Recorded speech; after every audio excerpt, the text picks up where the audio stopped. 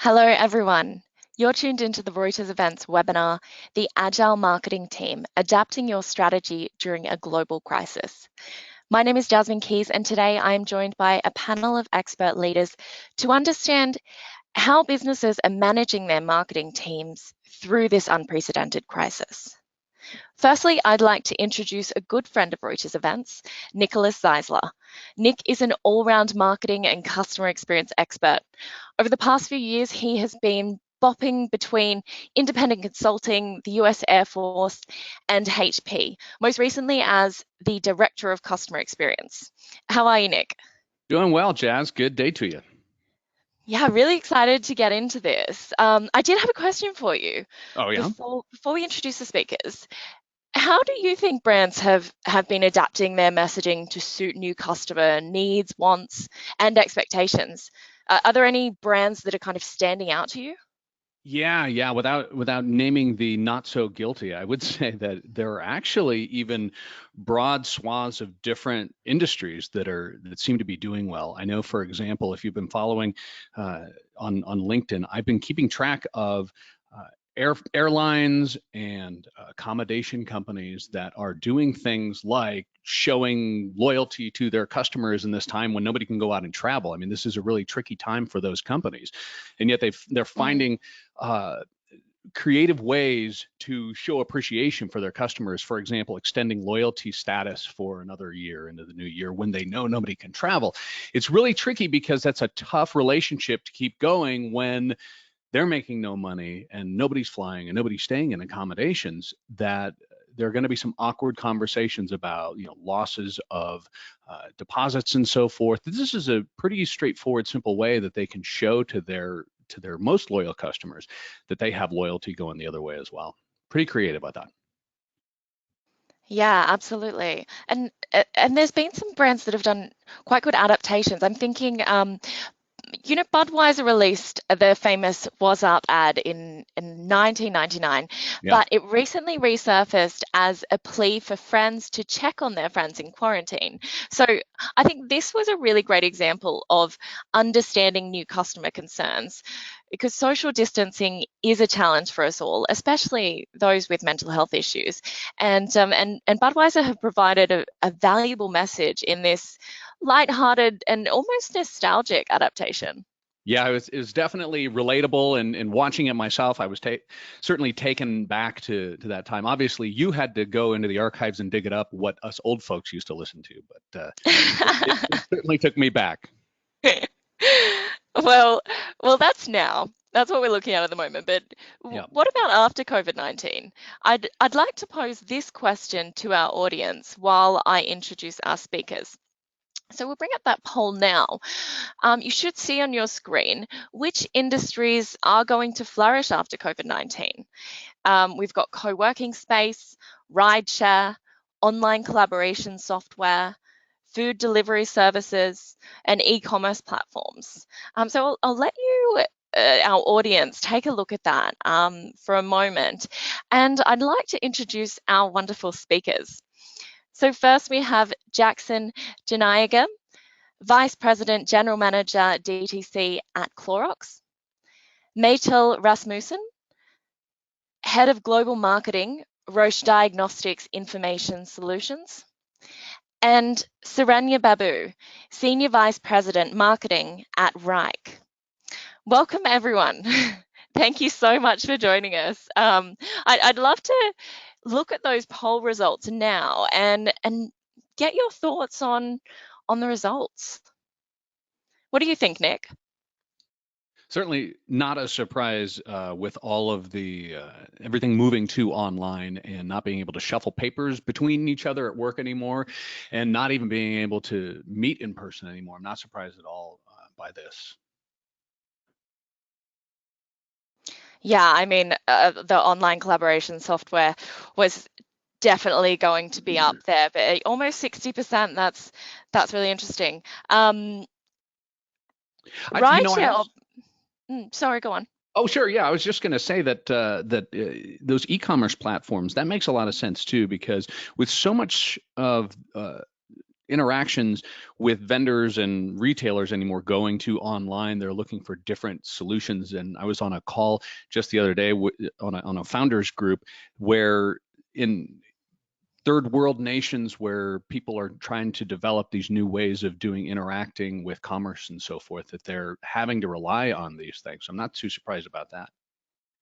Absolutely, and I think it's going to take quite some time for everyone to fully, re-immerse themselves into the outside world. It is quite a scary time. So I think that those should boom, like we've predicted here. And what about our panelists, Jackson, Maytal, Saranya? Any thoughts on these results? This I is think hi, Maytal. this is Saranya here. All right, go ahead, Meta. This is Maytal. I think that the online software collaboration, it's collaboration software is great. It has implications on multiple industries. I think that it's going to be a huge jump in innovation in software. So we start using tools that were not even ready in the market, right? To go to market, and this is the time that the POC on a global scale is going on. So it's really exciting to see what's going to come up out of that. Hi, this is Saranya. So just to add on to what Maytal said, completely agree with what you said. I feel that there is a kind of a forced shift in the market that we're seeing. Coming from that industry myself, we're seeing where it's kind of moving from nice to have, interesting, type of thing into a need, an immediate need. So definitely, I think it's not surprising for me. Saranya, I'm sure that we'll soon get to more discussions about those online collaboration tools as we talk more about the work that Reich does, for sure. Looking forward. Yeah. All right. Well, Jazz, if you're ready, let's go ahead and jump into to some questions here and continuing on. We'll start with Jackson. Jackson, we've definitely got just everything kind of up in the air right now, and everything's been upended lately. You have some experience, not necessarily with Clorox, but you and I were discussing the other day. You have some experience in managing crises from a marketing standpoint. What from that experience do you find as important right now? Yeah, so unfortunately, I lived through two crises before this, both company specific. One with T-Mobile. For those on the webinar who can remember the T-Mobile sidekicks, there was a moment in time when Paris Hilton was our face of the brand, and I was on the agency side, and her sidekick got hacked, and it was like 14 years ago, 15 years ago. So pre-iPhone, pre-real smartphone adoption, a sidekick was the preeminent smartphone essentially. So no one knew your photos could get shared and posted online. And she had photos of herself as well as numbers of a lot of celebrities like Sean Combs and John Elway that all got leaked online over the weekend. So this is also the emergence of social media, the emergence of tech blogs, the internet, and people not really knowing devices could be hacked. So it was such a fascinating time, and managing through that and all the people coming into customer care and coming into the stores on the weekend to ask to get their phones canceled or to express concern about their family's safety was one. And then the bigger one was Chipotle, who has head of digital through the food crisis. I joined a few months before that and lived about a year through it.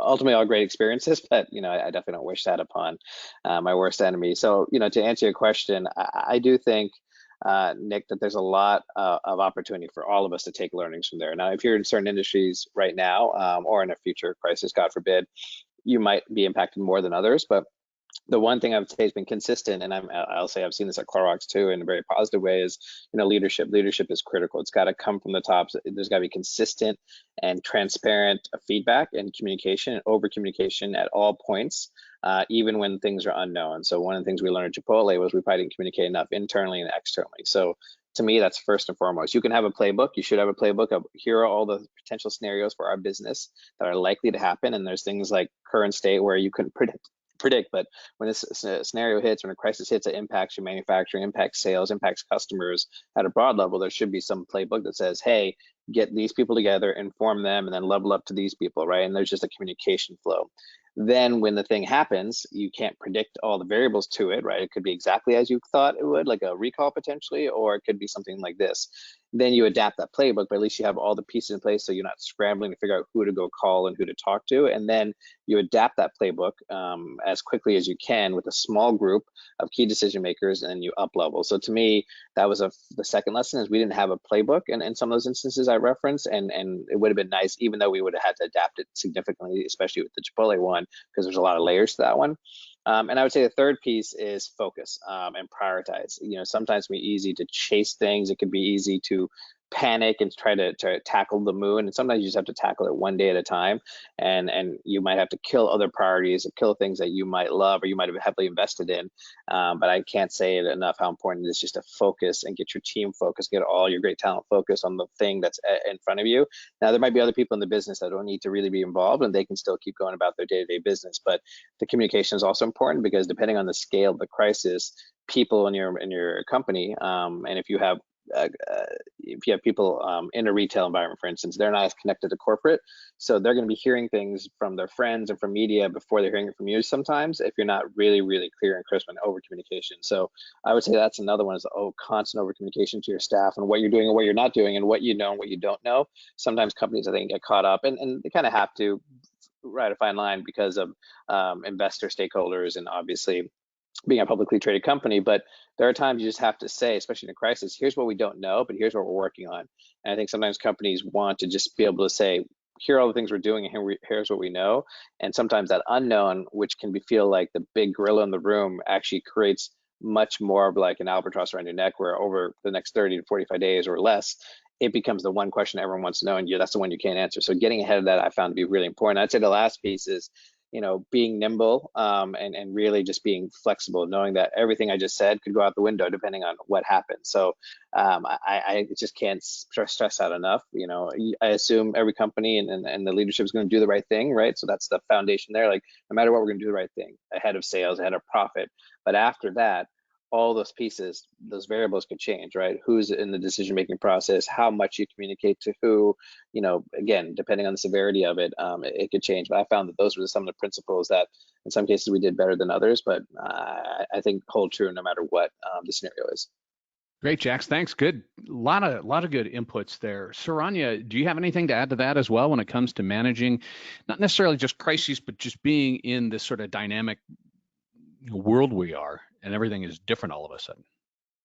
Absolutely. So Jackson, a lot of useful and very insightful stuff there.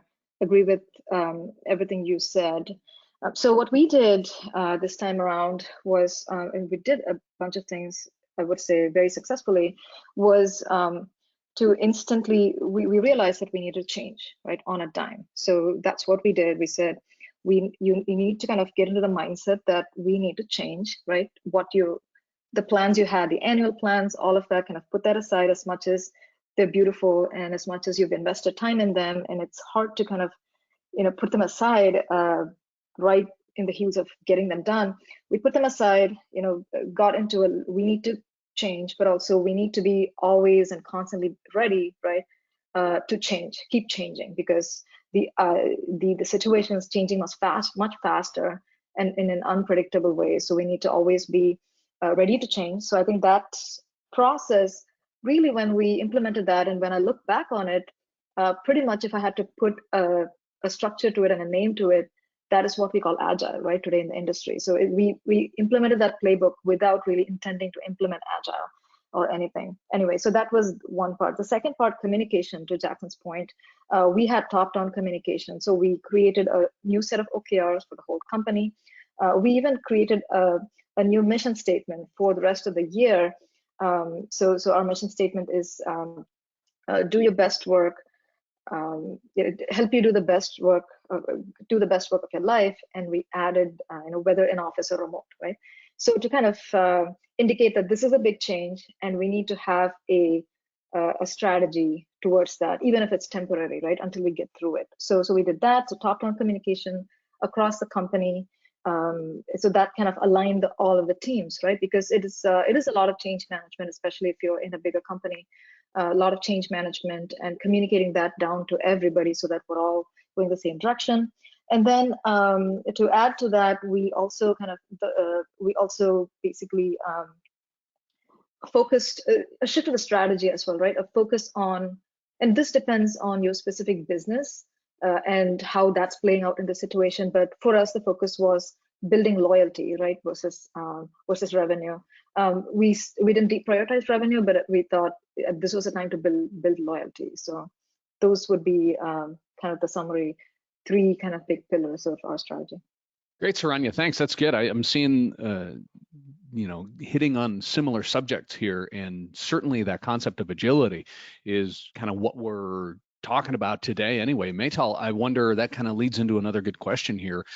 When we're talking about agility and how things are changing, what would you say from a marketing perspective are the broad strokes about those shifts and the changes that you're seeing, specifically with respect to where we are right now? And then maybe we could develop that a little bit further into what we think might endure after this. But just for now, what do you think those big changes are? Yes, thanks, Nick. And really alluding to what Jackson and Saranya mentioned before, agility is the new ways of working.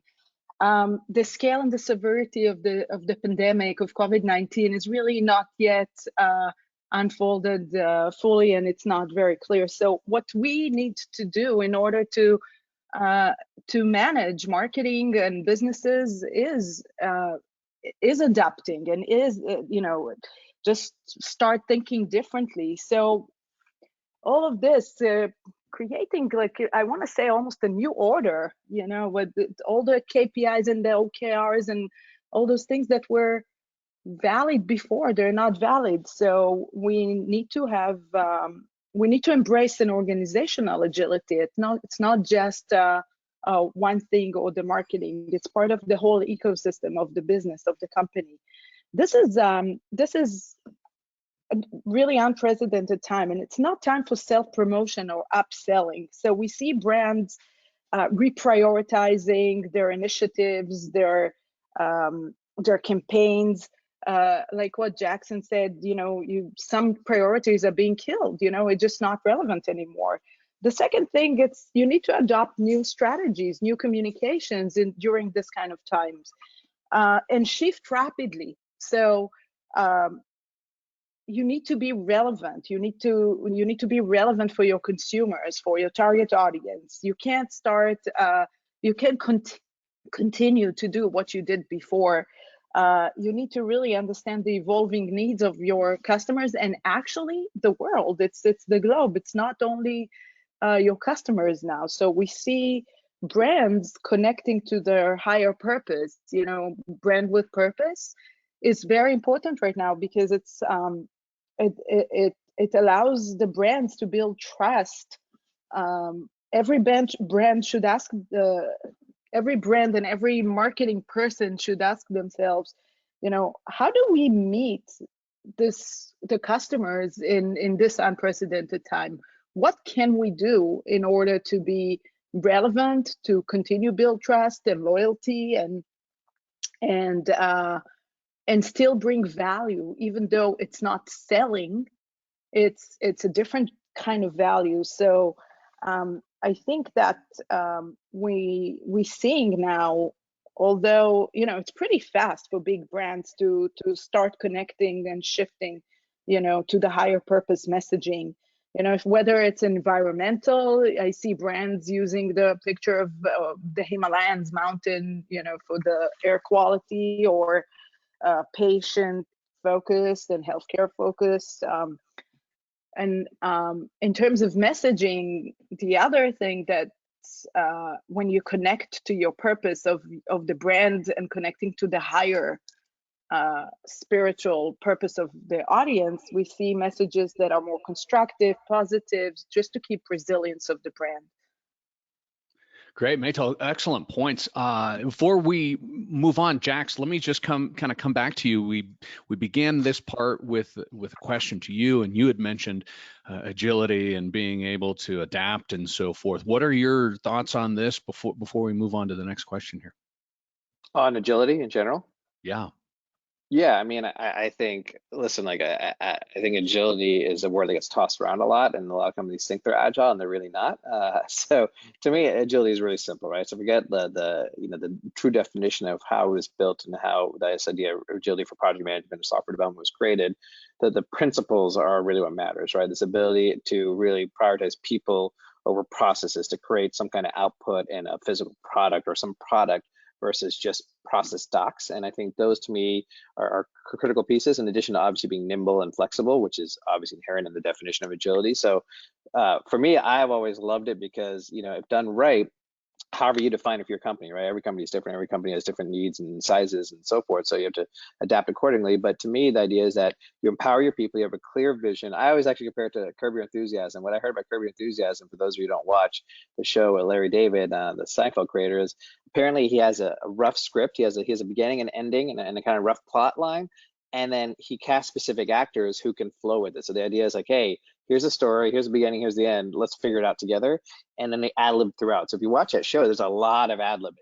And I think he also specifically picks actors that can ad lib with him and that are comfortable in that. So there is no like, if you got to say this word, you got to say with this emotion. It's like, hey, let's just go with it. We know the storyline. Let's just take it wherever it goes. And I think it's beautiful. And I think that to me is a perfect definition of how agility should be in any kind of environment when we're talking about this idea. So to me, it's this minimal viable product that we've talked about, the idea that we have a rough idea. We know where we want to be. We kind of have a rough idea of timeline, but even that is up in the air. But we just know where we need to be.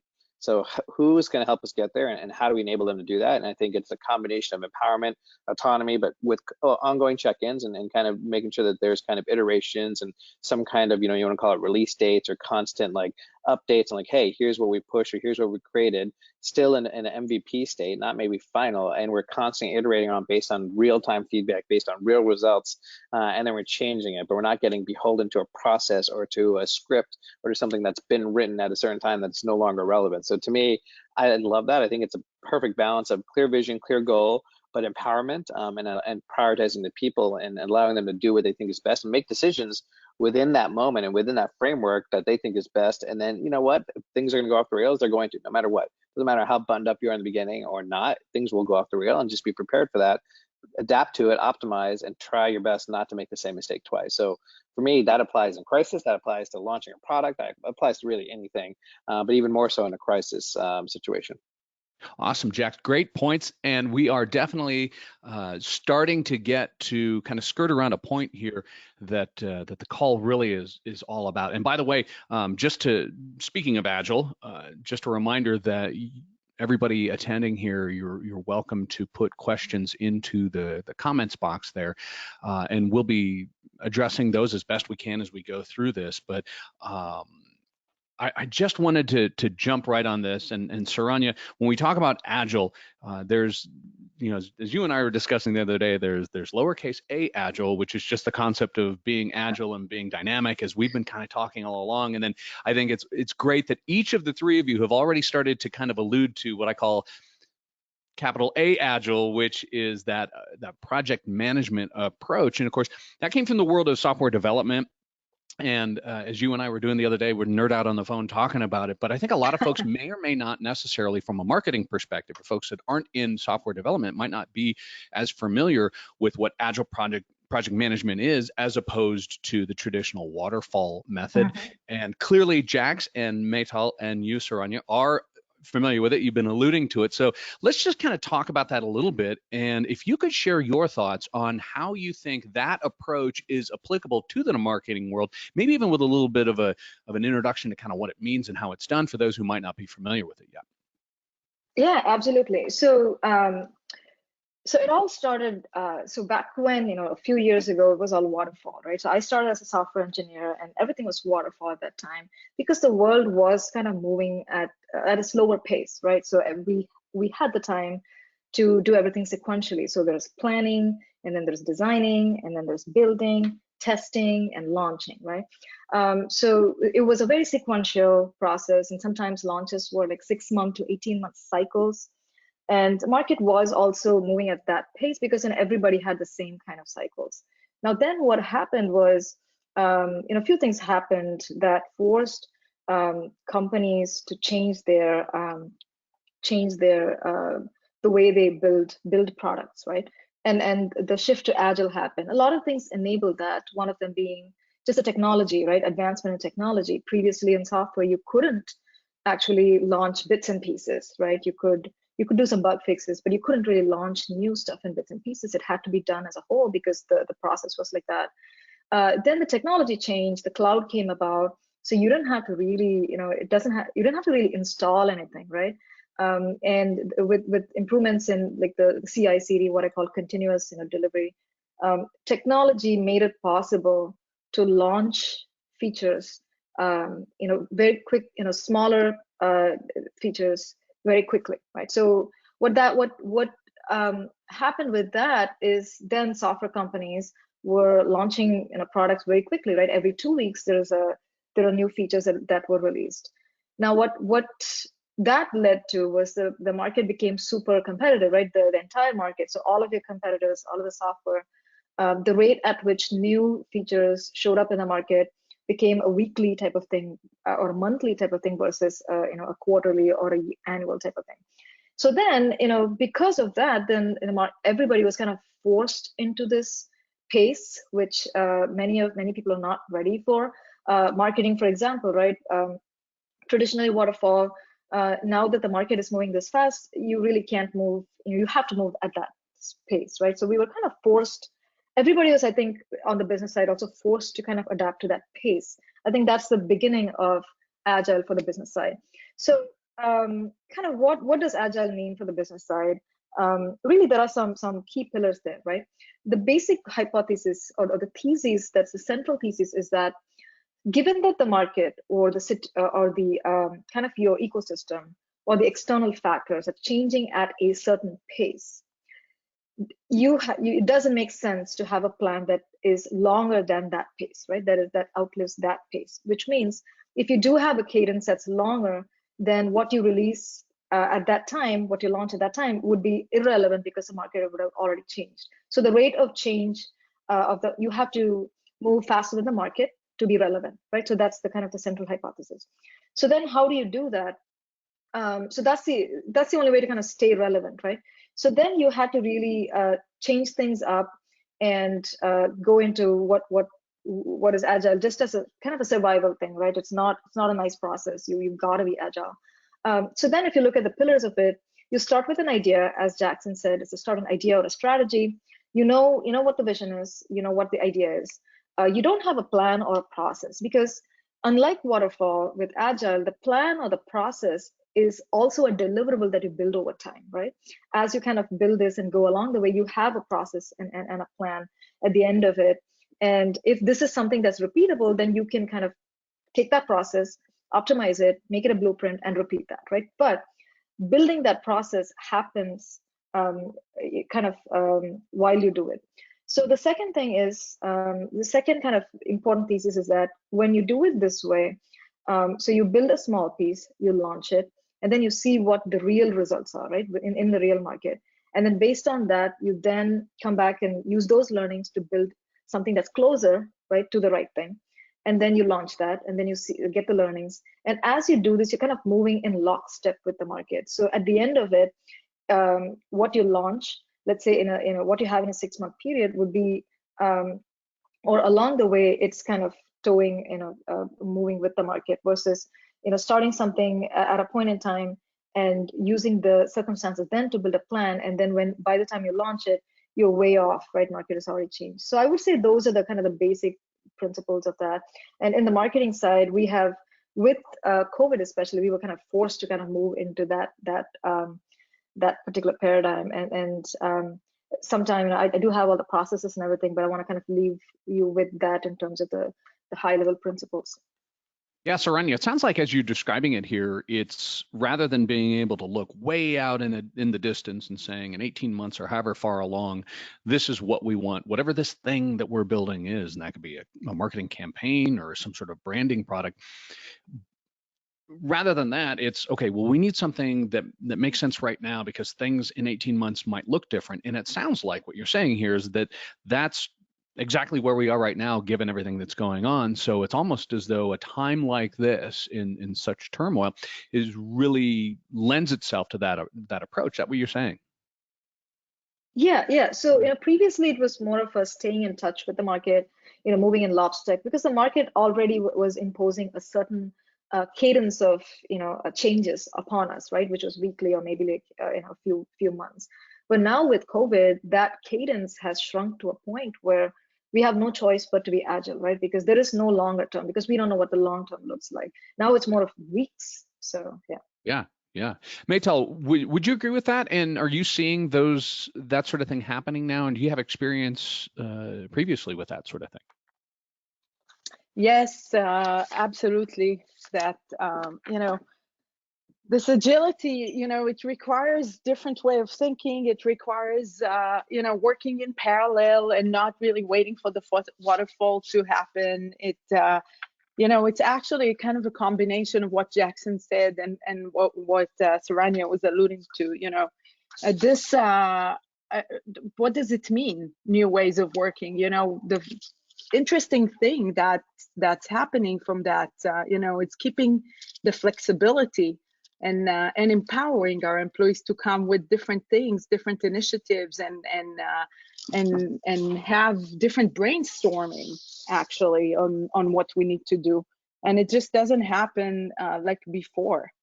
We live in a very we're very fortunate in a way that we're living in such a great technology era.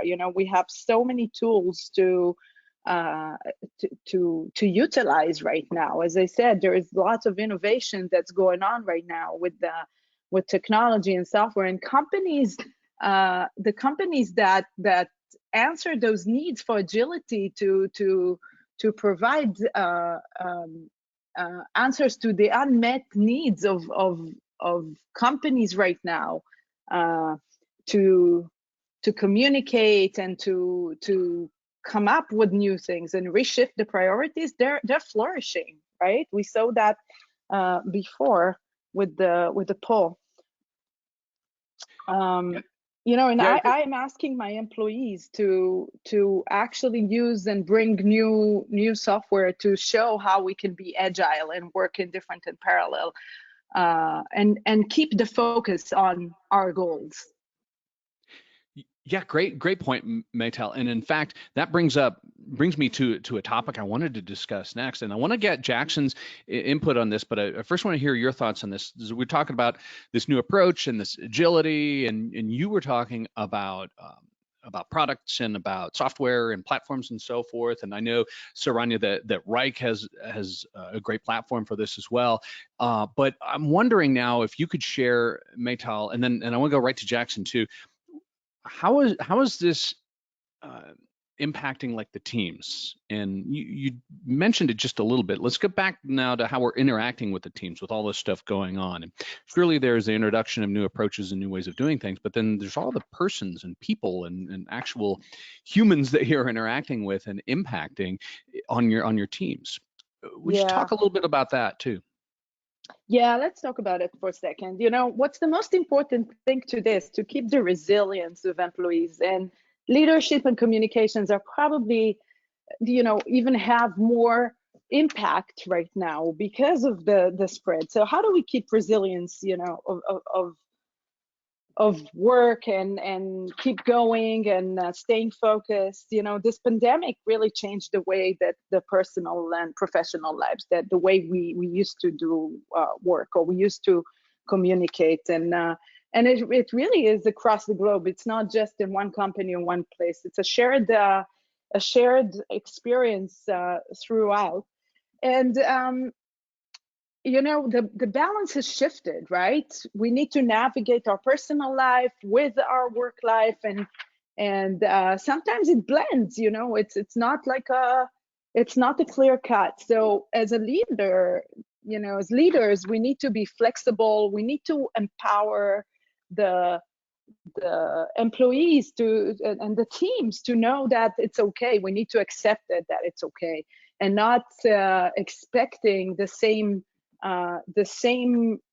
output or the same KPIs to be met. So if you as a leader, flexible and want to keep the focus, you need to let your people be a little bit more flexible and enable them in different ways to do their work. And sometimes if it's shifting of time, sometimes it's understanding that this is now time for being with the kids. You need to make lunch for the kids. And I see that with my team. So we're keeping flexibility, and that's part of the agility that we were talking before. On the marketing goals level, and actually as a business level, we definitely changing the way we are being measured, right? If you think about marketing, how can your KPIs be the same KPIs as before? So that also ease the pressure and help keep the resilience of your team members, because they're not going to meet the same goals that they put for themselves earlier. As I mentioned, we're lucky enough to live in such a great time of technology and innovation. So many tools that are there, but I'll just give you some things that we employ in my team. We have virtual cafes in the morning to just chat, and then it's not work related. We're using communication online chats for non-work and sharing jokes. So jokes and whatever memes that are out there. We have happy hours every once in a while, and we even schedule lunch, like a completely not work-related lunch. So, there's a lot of things you could do for your team and to keep resilience and focus, because if you as a leader give them this flexibility, enable them, empower them to know what's right for them, then the motivation is still there. Mental health is very important, like Saranya said before. So this is goes to all of us. So this is our role as leaders. It's great point, Maytel. I definitely like how you make the point about tying in. There's these business things and their KPIs and the goals and where we're going, but such a huge part of that is our teams and are the people that are working as a team to achieve those goals.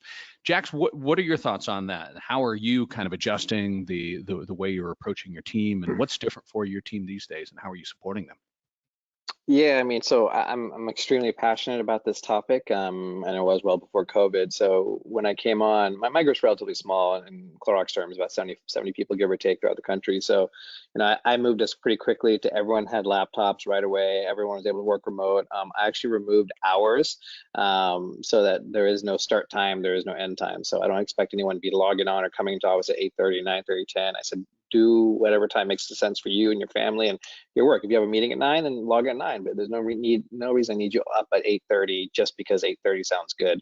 I firmly believe you treat people like adults to behave like adults. And if I'm worried about when someone's logging onto Slack or when they're coming into the office and when they're leaving, I'm not worried about the right things, and I've probably not hired the right people. So, for me, I am actually very, very passionate about this idea that FaceTime is kind of BS. I've seen people come in at 8 and leave at 8 and do nothing. And I've seen people that don't come in the office for 3 weeks and then produce like maniacs. So for me, it's always been really important to ensure that people have the freedom, flexibility to take care of themselves, go off for a doctor's appointment without having to sneak out of the office or having to send a big message like, hey guys, I have to go get a checkup at the doctor, and I give all these personal details, when really that's not needed. There should be a trust. And if we can't trust someone to get their work done, then we have to address it. And we've had those issues where people maybe aren't getting the job done, and we have to address it. And sometimes you have to make hard decisions, but that's critical for this to work. But for me, we were already doing this. So there were times in the office we only had 1 or 2 people, and like one of our offices, 40 people, and everyone's working remotely. Now this is different because there's no, we don't know when we're going to all be back together, so it's a little bit more unique. But between Slack and of course email and video and being mobile on their devices, I was really happy to see our team adjust this pretty easily. And so coming out of this, it's going to be, nothing's changed, and it's all going to be the same. You work in your hours and get stuff done, and you communicate if you're going to miss a meeting or if you can't be in a meeting, and that's it. That's the crux of it. It's kind of agile in the way we approach people management. Forget producing an output. It's just about how we work and how we treat each other as humans and respect each other. And we're all adults, 21 or 81. I shouldn't have to micromanage. I have kids at home. I don't need kids at work. Awesome. Great point, Jax. So, Saranya, y'all make products at Reich that help empower teams to do their project management work. How are you, though, internally, how are you supporting the folks that are working on your teams in these crazy times? Yep, good question. So I We do a lot of things that especially Maytel mentioned and Jackson mentioned, so I'm not gonna for the sake of time, not gonna duplicate that that thought. But we do, from a people side, taking care of people, right, is important. So we do the, very similar things. We have the virtual coffees, virtual lunches, virtual happy hours, and we did like a St. Patrick's Day bingo game online. So we do a lot of those type of activities just to make sure that we still keep that cultural element going. Now on the so kind of talking about how we implement, right, how we kind of have enabled the team to adapt to this type of COVID-induced environment, right? COVID-induced environment where we need to really be moving fast. So we started this whole thing as a response to COVID.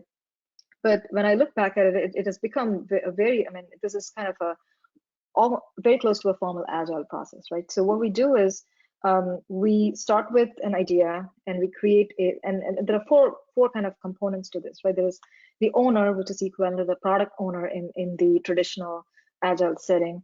And typically, in this case, it was me because it was an executive-sponsored type of initiative. But typically, if it's a product launch, then it's the product marketing lead. If it's a demand gen campaign, it's that person. Then we have a Scrum Master, right? So the equivalent of a Scrum Master, which is the project manager, marketing project manager, an extremely important piece of this to get this going and to keep this working. If you don't have a project manager in a marketing team that's like larger than 10 people, I would really recommend you get one person, you get that role. So we do have a project manager, very, very important piece. Then we have a team, right? The team that's kind of implementing all of this. And then the fourth piece really, which is the platform, right? So we do all of this in Right. So we start that project. And then what we do is so we have these 8 a.m. every day. We have 8 a.m. executive meetings, right? Where we kind of align on the strategy, get our questions answered. Okay, so we're good for the day, right? So we take that, and then 10 o'clock we have the marketing scrum meeting, or what we call the marketing check-in, right? It's a half an hour for the COVID response and type of campaigns. And I'm just using that as an example, right? We do all of them the same way. But so 10 a.m., 30 minutes, it's very quick check-in. Hey, we only look at what's in play right now. We don't think about what's coming in 3 weeks, 1 month.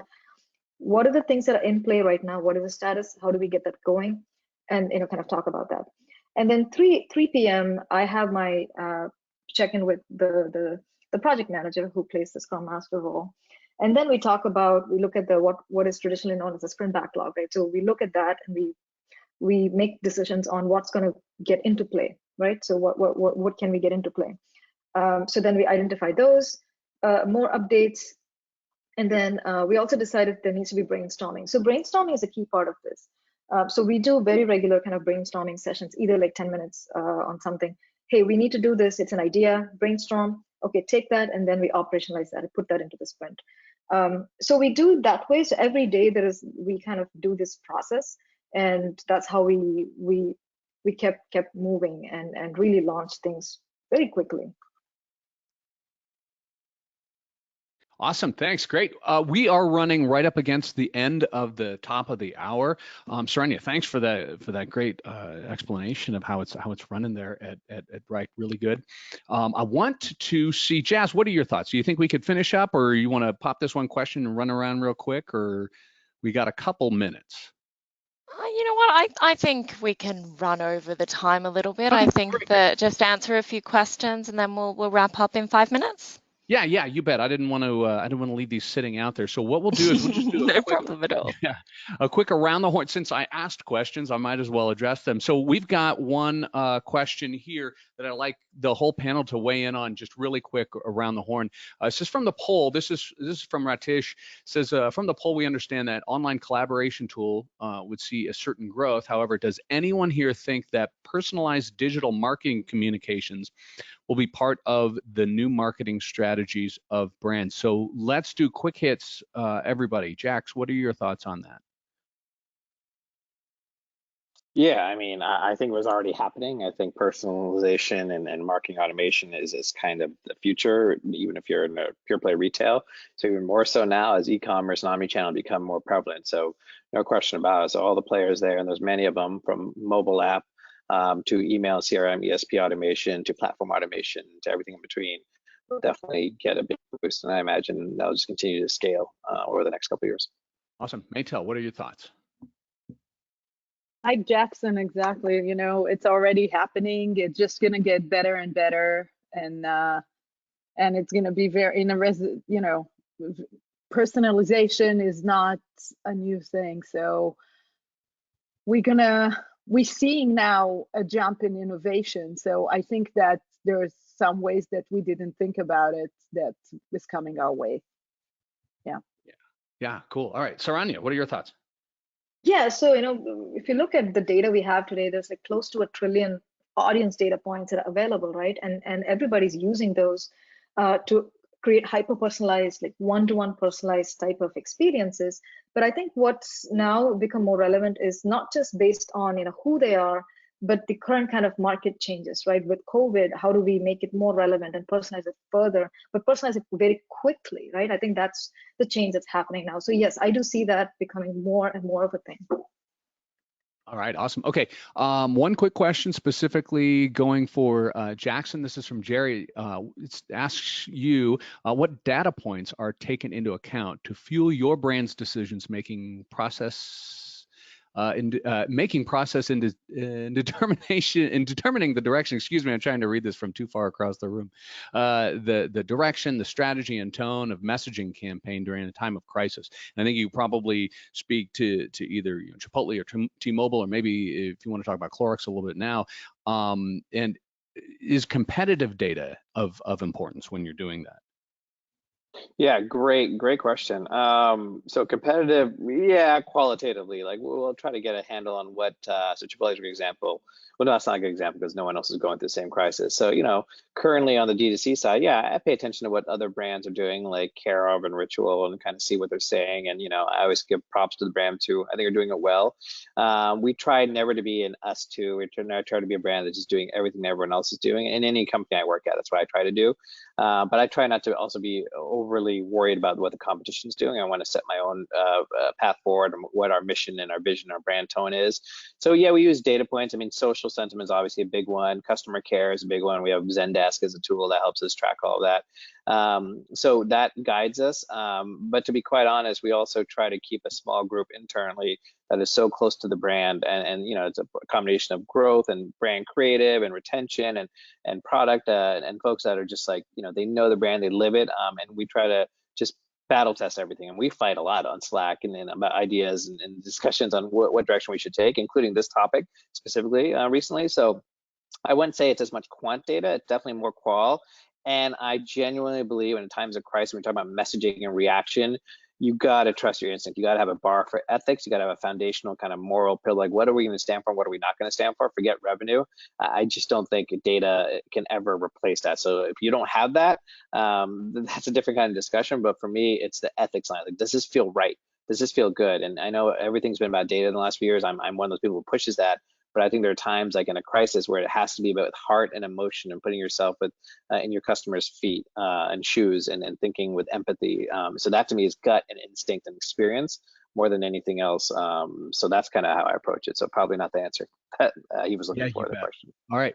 Thanks a lot, Jax. Great. There's always that balance between being quant and understanding where you stack up against your competitors, but also you got to be bold and be the one that's out there in front too. So thanks a lot. All right, Jazz, I think we have spilled over into everybody's 11 o'clock call. So I appreciate that extra time. I'll pass it on back over to you now to wrap up. Yeah, of course. Thanks, Nick. And it really has been a very insightful discussion as we navigate the challenges that come with COVID-19 and the global economy crash. We're all relying heavily on virtual events for business intelligence and best practice. So thank you so much to the panelists for joining us, and Nick for moderating, and also everyone for staying a little bit longer. There was such fantastic advice to share. It really has been valuable. And And on that note, I am very excited to announce that we will be virtualizing Reuters Events Marketing Summit USA and hosting an in-person networking event at the end of the year if all goes well. We are finalizing details for the in-person component and preparing for a huge virtualization, but it should be announced in the next few weeks. So if you would like to keep in touch, be kept in the loop on who's attending, speaking, and exhibiting, then you can pre-register for the info pack. I'll send around a link right now, and you can download the info pack or pre-register for the info pack there. My name is Jasmine Keys, and I will be sending out the webinar recordings tomorrow morning. If you have any questions about the Marketing Summit USA or would like to see how you can get involved and meet these speakers, then please do reply to that email or ping me a message on LinkedIn. I'm always happy to hear from you. So thank you, Nick, and thank you to our panelists once again. And we'll wrap it up there. Thank you so much. Bye.